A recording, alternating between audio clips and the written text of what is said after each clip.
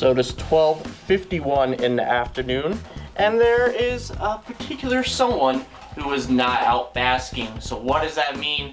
It means it is that magical time of year when tegus do not come out of their hide. So that's going to be our video topic today. We're going to be doing the quick video rendition of Tegu Brumation. Hey guys, how's it going? So a while ago, somewhat out of season, I made this ultimate Tegu Brumation guide, and while the editing has improved a lot more, I wanted to do a quick rendition for you guys as we enter Tegu Brumation season now, so you guys know the cliff notes for Brumation. So let's get into the definitely need to knows for Tegu Brumation so you are confident going in and out of this Brumation cycle.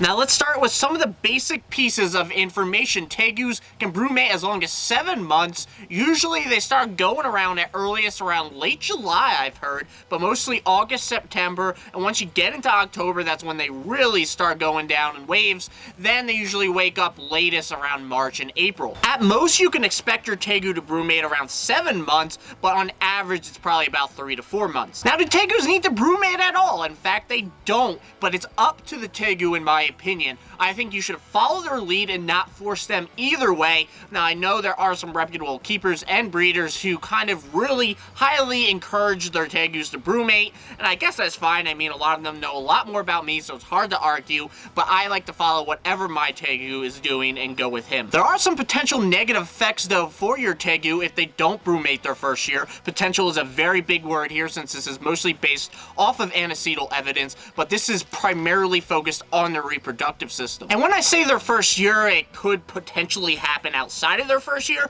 It's just mostly seen or observed during their first year of life. Now, what is said to potentially happen if they don't brumate their first year or potentially other years? And that's their reproductive system potentially, again, I'm just gonna emphasize that more so, being stretched out and not growing at the rate it should. It is then said by them stretching out that it made these tegus infertile that were observed, and there was potentially an increase in egg-bound females. So yeah, it's your call though on whatever you want to do. Like I said, I think the best bet is just to follow your Tegu's lead and do whatever they choose. I think they know a little bit better than us humans. And just to talk a little bit on brumation, we are really unsure of the science behind brumation and what leads to certain reptiles actually going down and brumating. So far, the suspected reasons include elements like lighting, temperature, and internal clock, but it's also just as likely that they don't brumate because somebody didn't give me the gift of hair. So basically, we don't know why they brumate, but what I do know is that you enjoy this channel, and you should definitely subscribe by looking in the lower right-hand corner,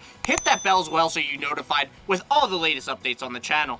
Thanks, guys. If my Tegu doesn't go down and brumate, is there anything I should be aware of? And yes, there is. Your Tegu will quite possibly still slow down a decent amount. It might be completely normal for them to go down 1 or 2 days every week where they just don't come out. They'll probably eat less, be a lot more lazy, but not necessarily commit to a full brumation. That is definitely possible. And I guess this is a good segue into signs for brumation, so let's go through the brumation cycle. The brumation cycle starts in late summer, early fall, when your Tegu starts to get a lot more sleepy and lazy. You don't see them out as often. They're not as active, and they look like they just woke up from bed every minute of the day. Do you hear that bird laughing at me?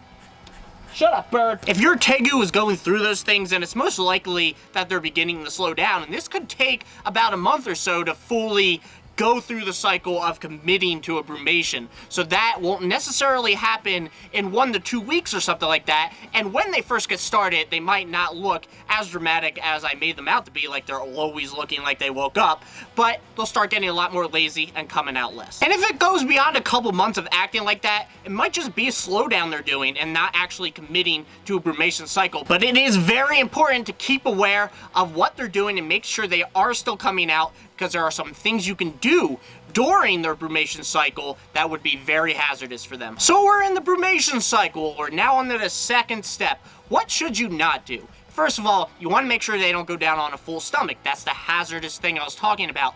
Would you really think a bunch of food sitting in someone's stomach for 7 months would be that great of a thing? Because I don't think so. So make sure if your Tegu ate and did not poop before they went down to sleep, you wake them up, throw them in a warm bath, get them to poop everything out, and then let them go back down. More often than not, they will go back down and go back to sleep after you wake them up, so don't be afraid to wake them up in that situation. A couple additional minor things is lighting and water. You want to make sure you always have water available throughout the cycle of brumation. Sometimes they do occasionally wake up, and that doesn't mean they're coming out of brumation. They just might have an odd day after a couple months where they just get up, bask for a little bit, and go back down and sleep again for another couple months. You want to give them a drink of water, or at least allow them to have a drink of water during that period. For lighting, some people turn their lighting completely off. I kind of get it. I mean, you want to save money on your electricity bill when it's not being used. I personally keep them on. It is important to have the lights on, both UVB and the basking bulbs, if they come out a day or two during their brumation cycle, and instead of having to keep a close eye on whether they come out or not,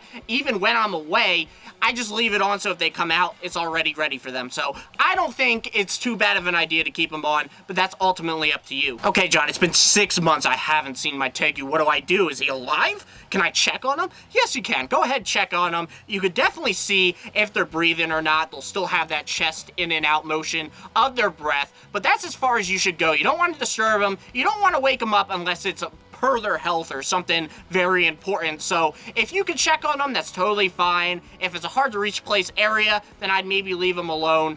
But if it makes you feel a little bit better, then that's okay to check on them. Now lastly, John, what about the final stage when they wake up? How do I know they're awake? Well, how you know, and you know it's not just a fluke and they're teasing you and they're just coming out for a day and hanging out and then going back to sleep, you'll see them active for a couple weeks of time. And that's how long you really want to wait before you start offering food again. Make sure they're coming out pretty much almost daily for about 2 weeks, I would say. And then you can start offering some light meals. Definitely do not feed them right away though. Give them some time. Remember, these guys can go some time without food and aren't like us humans who need to eat 3 meals a day or something like that and starve pretty quickly. They can go a bit. So yes, I don't know how long this went. I feel like it went a little bit longer than quick, but I think I focused on all the essential information. So in my mind, that's Professor Herp quick. Let's go ahead and wrap up this video with a couple announcements. Shout out to you amazing patrons. I want to welcome back Smooth Cat, who apparently never left us and Patreon screwed up. And I want to welcome Darian J as well.